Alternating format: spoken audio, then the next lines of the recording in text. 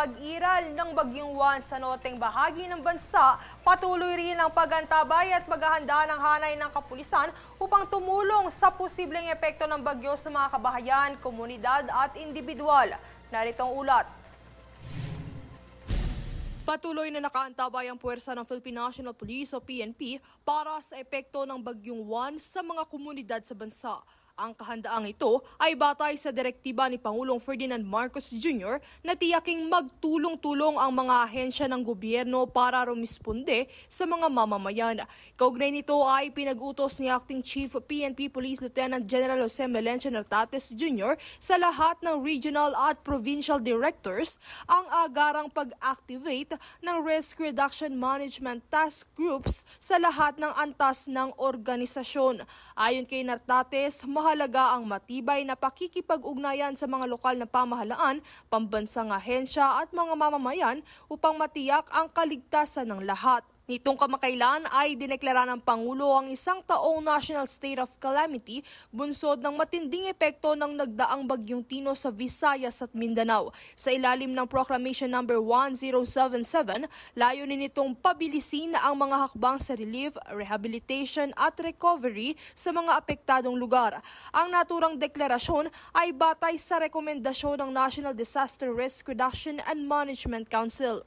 Samantala, giit ni Nartates ang pagkakaisa, koordinasyon at pagpapalakas ng kakayahan ng mga kapulisan at komunidad ay mahalaga para sa mabilis at epektibong pagtugon sa mga kalamidad. Kaya naman inatasan niya ang bawat unit na tiyaking ligtas ang kanilang mga tauhan at pamilya, maging handa ang mga gamit sa komunikasyon at pagsagip at may handa ang mga evacuation center kasama ang mga lokal na pamahalaan. Pinatututukan din ng hepe ang sapilitang pagpapalikas sa mga baybaying dagat, tabing ilog at mga lugar na madalas bahain o gumuho. Kaugnay nito ay bantay sarado rin ng National Headquarters ang sitwasyon at handang magbigay ng karagdagang puwersa, kagamitan at suporta kung kinakailangan. Kaantabay rin ng pulisya ang Department of the Interior and Local Government, Philippine Coast Guard, Armed Forces of the Philippines at Bureau of Fire Protection para sa emergency response, preemptive, mandatory evacuations at relief operations kaugnay ng bagyo. Bukod dito, patuloy rin ang pakikipagtulungan ng buong hanay sa mga lokal na pamahalaan para sa karagdagang tulong sa mga komunidad. Princess Castro nag-uulat para sa Golden Nation Network.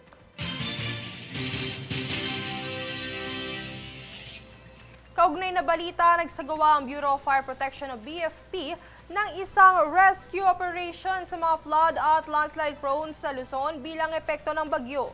Ang operasyon ay nagsimula na sa lugar ng Cavite, kaugnay ang Local Disaster Risk Reduction and Management Office, maging ang kapulisan para itungo ang mga nasalanta sa nararapat na evacuation centers. Mayroon ding isinalba sa mga lugar ng Samar kaugnay ng AFP. Bahagi ng kanilang patuloy na pagsaklolo, nagpapaalala din ang pamahalaan na tumawag sa mga numerong nakatala sa panahon ng sakuna.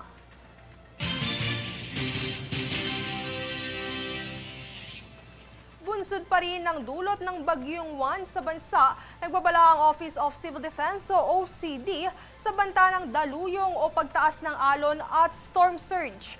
Ang mga lugar na nasa tabing dagat ay pinalalahanang maging alerto gaya ng Antique, Aurora at iba pang lugar sa Luzon na nakatala sa inyong mga screen.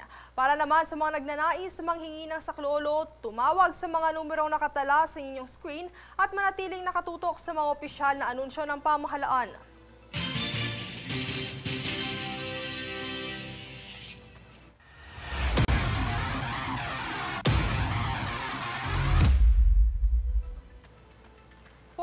X4 Invitational Golf Tournament 2025 ng Eagle Ridge Golf and Country Club nagumpisa na nitong nakaraang Sabado, November 8 at magtatapos sa November 15. Tuhayan ang ulat mula kay Rhea Bel Medina. 4x4 Invitational Golf Tournament 2025 ng Eagle Ridge Golf and Country Club nag-umpisa na nitong nakaraang Sabado, November 8 at magtatapos sa November 15. Ang ceremonial tee-off ay pinangunahan ng mga opisyal ng Eagle Ridge Golf and Country Club kasama si Cavite Governor Francisco Gabriel Abeng Remulla. Ang Nasabing taunahang tournament na isa sa pinakamalaking tournament sa bansa ay nilalahukan ng mga golf enthusiast, mapamember or guest player. Ang naturang tournament ay gagawin ng 4 na araw sa 4 ng golf courses sa Eagle Ridge Golf and Country Club, Cavite. Ayon kay Ramil Villanueva, Director at Chair ng 4x4 Golf Tournament, itong taong ito ay nagtala ng pinakamalaking partisipasyon simula nang mag-umpisa ang tournament. Yeah, as I mentioned, this year is the biggest.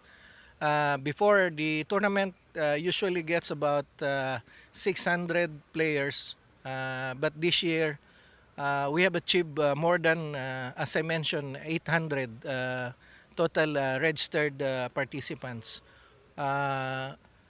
Also, we implemented this year the morning and afternoon tea time slots so that we can accommodate everybody and can finish on time. I would like to thank the sponsors who have contributed so much for this tournament, and you are part of the success of this tournament. Our presenters, Santa Lucia Land, the First Global Conglomerates, Okada Manila, and some of our major sponsors as well, Alson's Land, of course.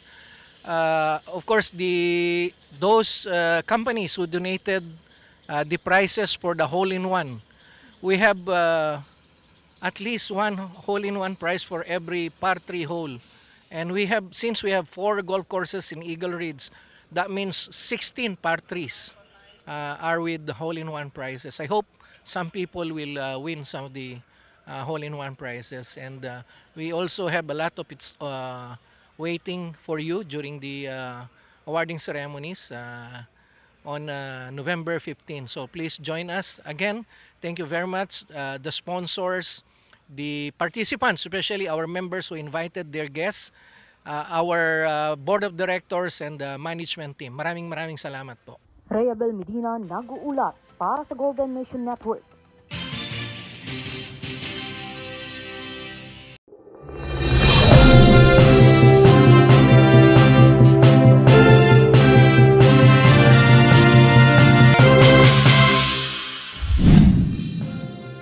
Russia launched missiles and drones over Ukraine's energy and residential sites on Saturday, according to authorities.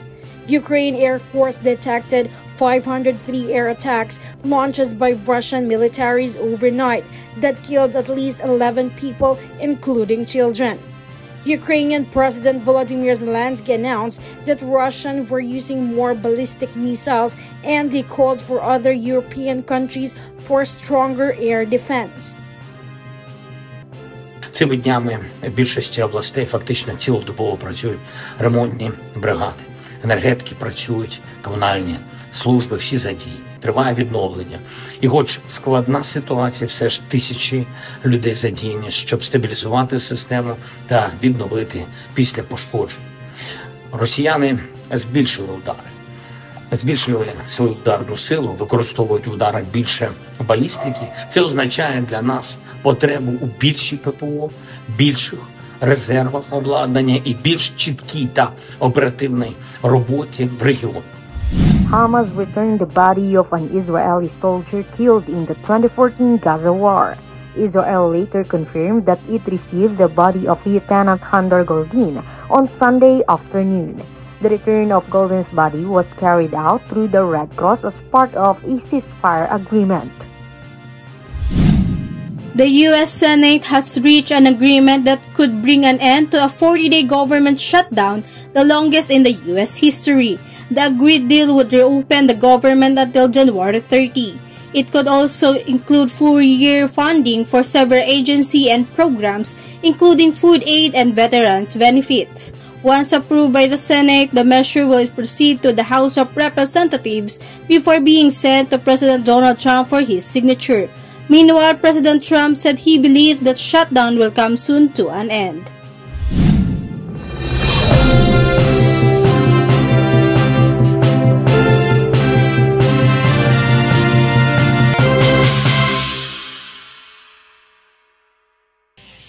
At narito ang recap ng mga nagbabagang balita ngayon. Sa ulo ng mga balita, Bulkang Kanlaon, nananatiling nasa alert level 2 status bunsod ng patuloy na pagtaas ng aktibidad. Price freeze sa produktong kerosene at LPG ipinatupad sa buong bansa mula November 7 hanggang 21. MMDA nagbabala sa publiko kontra sa pagkalat ng lumang video ng pagbaha sa NCR. Evacuation centers para sa mga alagang hayop hinanda na ng Quezon City Response Team. PNP nasa batang 15.8 million pesos smuggled cigarettes sa Zamboanga City. At OCD, inalerto ang ilang lugar sa Luzon sa pagtaas ng daluyong dulot ng bagyo. Patas at pantay na balita, komprehensibong ulat para sa pulso ng masa. Ito ang News Force.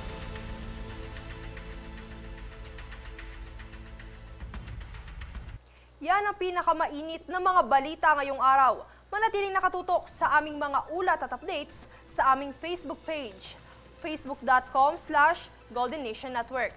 At mag-subscribe sa aming YouTube account, youtube.com/@Golden Nation Network. Ako si Princess Castro at ito ang News Force.